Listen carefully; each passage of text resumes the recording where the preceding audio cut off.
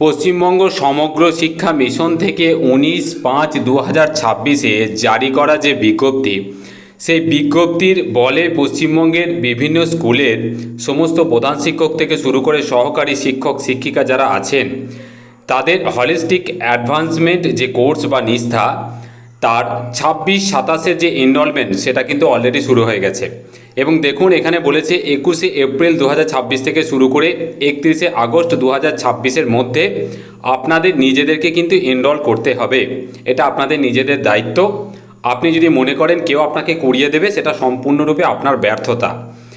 আর এর আন্ডারে প্রথম ফেজের মানে 26-27-এর যে কোর্স, সেটি কমপ্লিট করতে হবে 15ই সেপ্টেম্বর 2026-এর মধ্যে। এইবার আমি আপনাদের সামনে পুরো বিষয়টা খুব সংক্ষেপে তুলে ধরছি। আর এখানে একটা বিশেষ করে একটা জটিলতা তৈরি হয়েছে, সেটি হচ্ছে অনেকে বুঝতে পারছেন না যে ঠিক কোন কোর্সটি আপনারা করবেন বা কিভাবে সেই কোর্সটি করলে আপনার যে ক্রাইটেরিয়া, যে 26-27 সেশনে সেটা ফুলফিল হবে। দেখুন, আমি প্রথমেই বলি, এই বিজ্ঞপ্তিতে দুটি অংশ কিন্তু আছে। একটি হচ্ছে ক্লাস ওয়াইজ ডিস্ট্রিবিউট করা আছে সমস্ত শিক্ষক শিক্ষিকাদের, আর একটি হচ্ছে কোর্স ওয়াইজ কিন্তু সমস্ত কোর্সগুলোকে ভাগ করে দেওয়া আছে।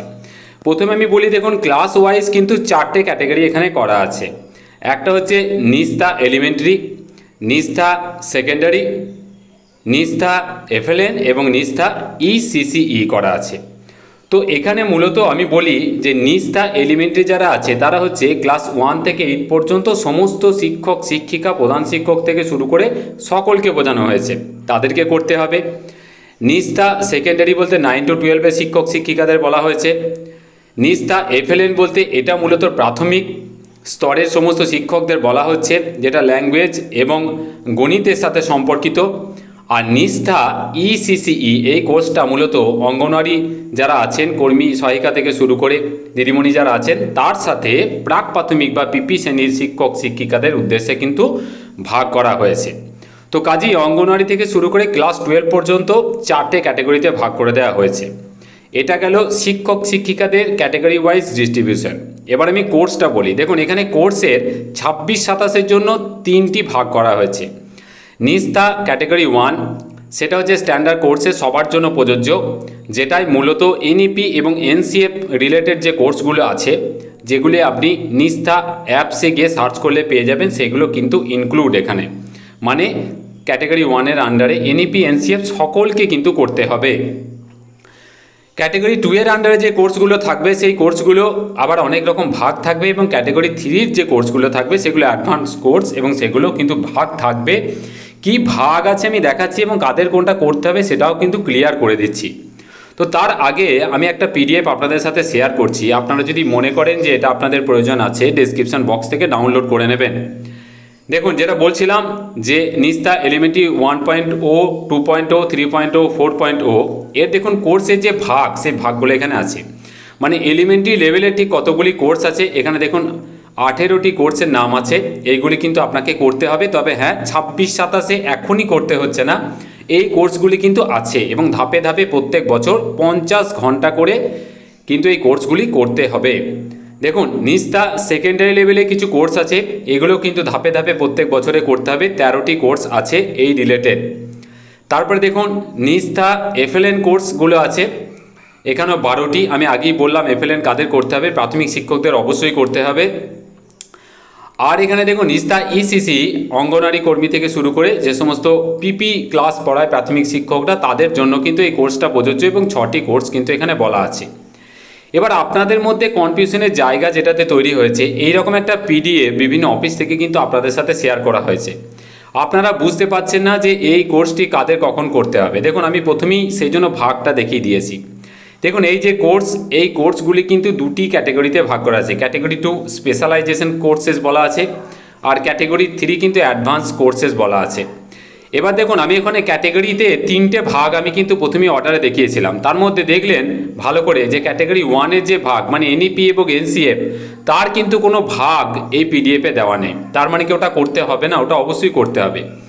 আপনি চাইলে এখন করতেও পারেন, নাও পারেন। এবার প্রশ্ন হচ্ছে তাহলে কেন দেয়নি? কারণ হচ্ছে এই যে কোর্সগুলো আছে না, ক্যাটাগরি 2 এবং 3, আপনি যদি সার্চ করেন তো দেখবেন এইগুলোর সময়সীমা কিন্তু 15ই সেপ্টেম্বর 2026-এ শেষ হয়ে যাচ্ছে। আর যেহেতু এটা সেপ্টেম্বর পর্যন্ত এই কোর্সগুলো করার কথা বলা হচ্ছে, তো সেই জন্য এই কোর্সগুলোকে আগে দেওয়া হয়েছে। ক্যাটাগরি 1-এ যেহেতু সময় আছে, আপনি দেখবেন মিলিয়ে নেবেন। পরবর্তী ফেজে যখন কোনো নোটিফিকেশান হবে সেখানে কিন্তু এই কোর্সগুলি অবশ্যই থাকবে, কিন্তু কোর্সটা কিন্তু করতেই হবে। আপনি যদি মনে করেন আপনার এখন সময় আছে, আপনি করতে পারেন, না করলেও চলবে। এবার বিষয় হচ্ছে এই কোর্সগুলোর মধ্যে কারা কোনটা করবে। আমি প্রথমেই বললাম FLN যে কোর্স আছে সেটা প্রাথমিক শিক্ষকদের জন্য অবশ্যই প্রযোজ্য, ওটা প্রাথমিক লেভেলের কোর্স, ওটা অবশ্যই প্রাথমিক শিক্ষকদের করতে হবে। এবার হচ্ছে কোনটা করবেন না, নিষ্ঠা FLN ইংলিশ, হিন্দি এবং উর্দু আছে। আপনি যে মিডিয়ামের শিক্ষক, মানে আপনি যদি বাংলা মিডিয়ামের শিক্ষক হন এবং আপনার ল্যাঙ্গুয়েজ যদি first language Bangla, second language যদি ইংলিশ হয়, তাহলে অবশ্যই আপনি ইংলিশটা করবেন, হিন্দি উর্দু করা দরকার নেই।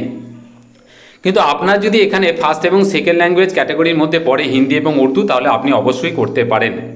তো অবশ্যই বলবো পশ্চিমবঙ্গের অধিকাংশ শিক্ষক যেহেতু বাংলা মিডিয়ামের এবং তাদের সেকেন্ড ল্যাঙ্গুয়েজ যেহেতু ইংলিশ, তো সেই হিসাবে নিষ্ঠা FLN ইংলিশ প্রত্যেকটা প্রাথমিক শিক্ষক কিন্তু অবশ্যই করে নেবেন। হিন্দি উর্দু যদি আপনাদের ল্যাঙ্গুয়েজ না থাকে তাহলে কিন্তু করার দরকার নেই।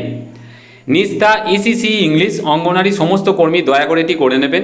প্রাথমিক শিক্ষকরা করতে পারেন, যেহেতু PP ক্লাসটা কিন্তু প্রাথমিকের মধ্যেও ইনক্লুড। হিন্দিটা করার দরকার নেই, যাদের হিন্দি ল্যাঙ্গুয়েজ আছে তারা অবশ্যই করবেন। দেখুন বাকি যে অ্যাডভান্স কোর্সগুলো আছে এগুলি প্রাথমিক শিক্ষকদের করতে হবে কি হবে না সেই বিষয়ে কিন্তু ক্লিয়ার কোনো গাইডলাইন নেই।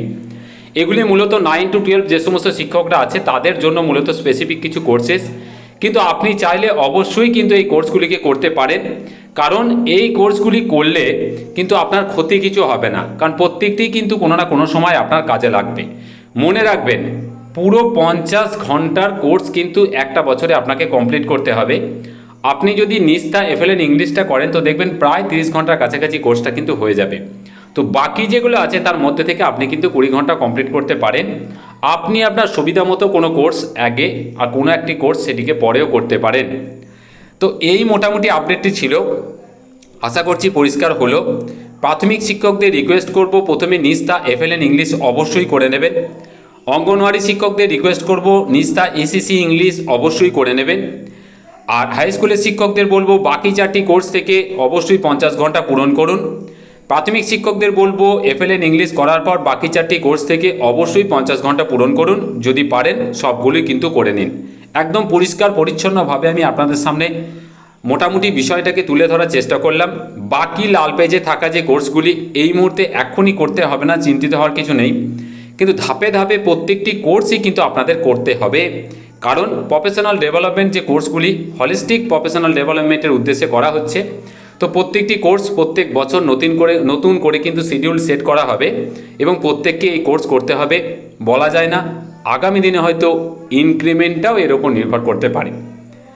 এই ছিল মোটামুটি আপডেট। যদি ভালো লাগে বেশি করে শেয়ার করুন, চ্যানেলটিকে সাবস্ক্রাইব করুন, যে কোনো প্রশ্ন কমেন্ট করুন। খুব ভালো থাকবেন, ধন্যবাদ।